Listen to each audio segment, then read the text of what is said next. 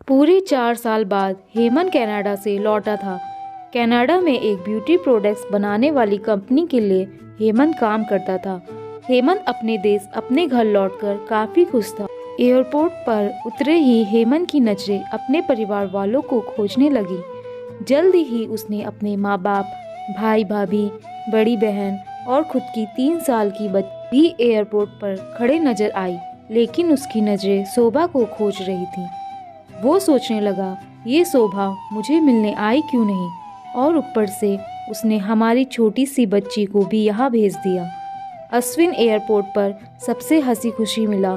फिर उसने शोभा के बारे में पूछा तो उसकी दीदी बोल पड़ी, भाई वो घर पर ही है, तुम्हारे लिए खाना तैयार कर रही है। वह तो आज ही तुम्हारे आने की खुशी में काम करने लगी है, वरना वो कोई काम करती कहाँ है। अश्विन ने अपनी बेटी को प्यार से उठा लिया, लेकिन उसकी बेटी उसे देखकर रोने लगी। लाओ मुझे दो बच्ची को, वह तुम्हें काफ़ी दिनों बाद देख रही है ना, इसलिए पहचान नहीं पा रही होगी। कहते हुए दीदी ने बच्ची को अपने पास ले लिया। सभी टैक्सी में बैठकर अपने घर की तरफ रवाना हुए। अश्विन अपने परिवार से मिलकर खुश था, लेकिन ये बात कि शोभा उसे एयरपोर्ट पर मिलने नहीं आई उसे काफ़ी परेशान कर रही थी।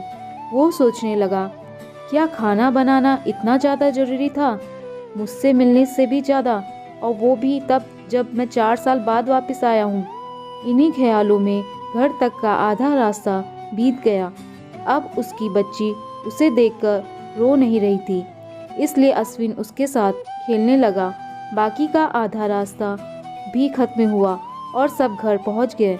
गाड़ी की आवाज़ सुन शोभा बालकनी में आकर खड़ी हो गई और अश्विन की तरफ देखने लगी। अश्विन भी जैसे ही गाड़ी से उतरा, उसने पहले दरवाजे की तरफ और बाद में बालकनी की तरफ नजरें घुमाई, जैसे वहां शोभा को ही देखना चाहता हो। अश्विन से नजरें मिलते ही शोभा के चेहरे पर मुस्कान झलक पड़ी। अश्विन भी उसे देखकर हल्के से मुस्कुरा दिया। सभी घर के अंदर गए। शोभा सबके लिए पानी लेकर आई और सभी को पानी देने के बाद फिर से किचन में चली गई चाय बनाने के लिए। थोड़ी देर तक सभी परिवार वालों से बातें करने के बाद अश्विन शोभा को बुलाने लगा। माँ ने उसे बीच में टोकते हुए कहा, रहने दो उसे किचन में, थोड़ा काम कर लेने दो, बाद में अपने आप आ जाएगी। तुम बैठो यहाँ मेरे पास, वैसे भी कहाँ ज़्यादा काम करती है वह। अश्विन यही बात दूसरी बार शोभा के बारे में सुन रहा था। अब उसने सोचा कि मेरे परिवार वाले मुझसे झूठ थोड़ी बोलेंगे, हर दिन नहीं होता होगा, उसको इतना काम आज थोड़ा सा है, करने देते हैं, मैं बाद में उससे बात कर लूँगा। अश्विन अपने परिवार वालों से बातचीत में मग्न हो गया। एक के बाद एक रिश्तेदार और पड़ोसी अश्विन को मिलने आते रहे और शोभा को किचन से बाहर निकलने का समय ही नहीं मिला। सभी के लिए चाय बनाना, नाश्ता बनाना, यही करते करते शाम हो गई। शाम होते ही अकेली शोभा इस बड़े से परिवार का खाना बनाने में जुट गई। 2 घंटे बाद सभी परिवार वाले खाना खाने के लिए डाइनिंग टेबल पर बैठे थे, सिवा शोभा के। अश्विन चाहता था कि शोभा भी उसके साथ बैठकर खाना खाए, लेकिन फिर माँ ने कहा, अगर वह भी खाना खाने बैठ जाएगी तो सबको परोसेगा कौन। सभी के खाना खाने के बाद शोभा ने अकेले खाना खाया। रात को सोने के वक्त अश्विन और शोभा अच्छे से मिल पाए। अश्विन शोभा के साथ काफ़ी बातें करना चाहता था, लेकिन वह उसके चेहरे पर थकान और नींद अच्छे से देख सकता, इसलिए उसने शोभा को परेशान न करने का फैसला किया और उसे सोने दिया। शोभा सोने ही वाली थी कि उसकी छोटी बच्ची रोने लगी, तो शोभा तुरंत उठकर उसे दूध पिलाने के लिए चली गई। अश्विन कब सो गया उसे पता ही नहीं चला। जब सुबह बच्ची की रोने की आवाज़ आने लगी तो अश्विन उठा और शोभा को पुकारने लगा। जब शोभा पास नहीं दिखी तो उसने बच्ची को चुप कराया और फिर से सुला दिया। अश्विन बाद में शोभा को देखने लगा तो शोभा उसे फिर से किचन में मिली, जो सुबह सुबह ही जल्दी उठकर घर वालों के लिए चाय नाश्ते की तैयारी में लग गई थी। अब अश्विन सोचने लगा, माँ और दादी तो कहती थी कि शोभा ज़्यादा काम नहीं करती, लेकिन जो मैं देख रहा हूँ वो तो कुछ और ही है। अश्विन अब समझ गया था, पर वो अपनी माँ को ऐसा नहीं बोल सकता था कि शोभा से ज़्यादा काम ना कराया करो, इसलिए अब उसने खुद ही शोभा की मदद करना शुरू कर दिया था। अश्विन के हाथ बटाने से शोभा को थोड़ा अच्छा लगने लगा था, पहले जहाँ उसका चेहरा थकान से उतरा रहता था, अब उस पर थोड़ी थोड़ी चमक आने लगी थी। अश्विन ने कुछ दिनों में ही ये महसूस कर लिया था कि शोभा अब वो शोभा नहीं रही थी जिसे अश्विन शादी करके लाया था।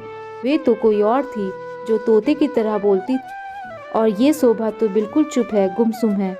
ऐसा लगता है जैसे किसी के दबाव में है, किसी डर की वजह से सहमी हुई हो। अश्विन शोभा को उसके काम में और ज़्यादा मदद करने लगा। अश्विन का ऐसा व्यवहार अब घर वालों को खटकने लगा।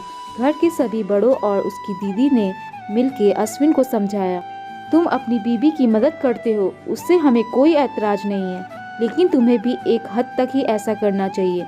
जब तक कोई तुम्हें ऐसा करता ना देख रहा हो तब तक सब ठीक है, लेकिन जब कोई तुम्हें बीबी के होते हुए बर्तन धोते देखे तो वो अच्छा थोड़ी ही लगता है।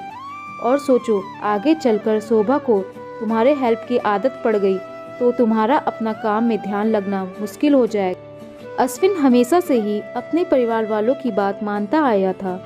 जिस तरह से सब ने अश्विन को समझाया था, अश्विन भी उनकी बातों में आ गया। अब अश्विन शोभा की मदद करने से कतरा रहा था। कभी कभार वह बच्ची के लिए दूध गर्म कर लिया करता, उससे ज़्यादा कुछ नहीं। घर वालों ने अश्विन को विदेश जाने से मना कर दिया और कहा कि यहीं पर कुछ काम कर लो।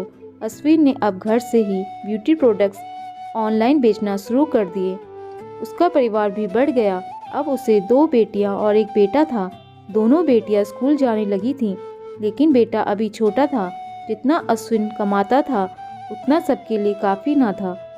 काफ़ी सोच विचार करने के बाद अश्विन ने यह फैसला किया कि वह अब शोभा के साथ शहर में जाकर रहेगा, जहां पर शोभा भी काम कर पाएगी और वह घर से ही अपने ब्यूटी प्रोडक्ट्स बेचना शुरू रखेगा। इस तरह से वे अपने पैसों की तंगी को पूरा करेगा। परिवार वालों ने भी अश्विन को इजाज़त दे दी। अश्विन चाहता था कि माँ भी उसके साथ रहे, लेकिन माँ को शहर में आना मंजूर ना था। माँ बड़े भाई के साथ रहने लगी। शहर में अब शोभा नौकरी करती और अश्विन घर से ऑनलाइन अपने प्रोडक्ट्स बेचता। कई साल ऐसे ही बीत गए। शोभा घर का काम और बाद में बाहर का काम करके पहले से भी ज़्यादा थकी थकी रहने लगी।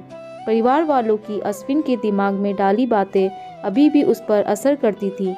वह यहाँ पर भी शोभा का हाथ ना बटाया कर। अश्विन अब दिन रात अपने प्रोडक्ट बेचने में मसरूफ़ रहता।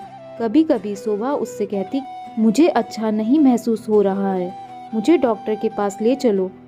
वो हाँ कह देता, लेकिन अपने काम में इतना खो जाता कि कभी उसको डॉक्टर के पास ले ही नहीं जाता। शोभा तो बीमार थी, लेकिन एक बार अश्विन बहुत ज़्यादा बीमार हो गया। इतना बीमार हो गया कि उसे अस्पताल में भर्ती करवाना पड़ा। अस्पताल में अश्विन के पास सिर्फ शोभा थी और कोई नहीं।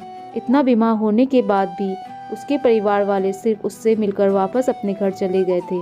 उसका सहारा बनने के लिए, उसकी तकलीफ बांटने के लिए कोई भी उसके साथ नहीं था। बिस्तर पर पड़े और शारीरिक तकलीफ से गुजर रहे अश्विन को अपनों का ऐसा व्यवहार बहुत तकलीफ दे रहा था। फिर वह सोचता कि उसने भी तो शोभा के साथ जिंदगी भर यही किया है। क्या वो शोभा का जीवन साथी नाम का ही नहीं था? जब साथ देने की बारी आती थी तो उसने दूसरों के बहकावे में आकर उससे किनारा कर लिया था। यहाँ तक कि शोभा के खुद अपने मुंह से कहने के बाद भी उसकी तकलीफ को नज़रअंदाज करता आया था। अश्विन को अब अपना दर्द शोभा के दर्द के आगे मामूली सा लगने लगा। उसके दर्द को ना बांटकर उसने बहुत बड़ा गुनाह किया हो, ऐसा उसे लगने लगा। पश्चाताप के आंसू अश्विन की आंखों से बहने लगे। उसने अपनी सारी गलतियों और गुनाहों के लिए शोभा से माफ़ी मांगी। दोस्तों, जीवन साथी का मतलब होता है जीवन के हर उतार चढ़ाव में, जीवन के हर मोड़ में जो साथ दे। साथ होने और साथ देने में उतना ही फर्क होता है जितना सिर्फ वादा करने में और सचमुच वादा निभाने में होता है। दोस्तों, अगर यह कहानी आपको पसंद आई हो तो वीडियो को लाइक शेयर ज़रूर करें और चैनल पे नए आए हो तो चैनल को सब्सक्राइब करें और बेल आइकन को ऑल पे सेट करना ना भूलें। धन्यवाद।